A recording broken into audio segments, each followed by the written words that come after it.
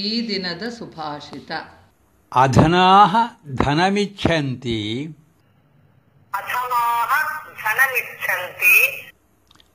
ವಾಚಂ ಚೈವ ಚತುಷ್ಪದಾಃ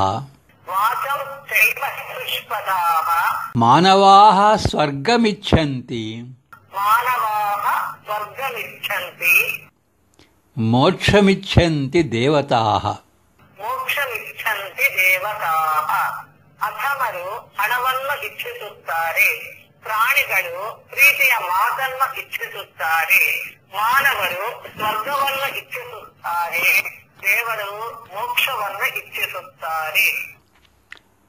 Poor people feel desire for wealth. The four-legged animals desire the human power of speech. Human beings long for heaven, and the deities in heaven hope for liberation.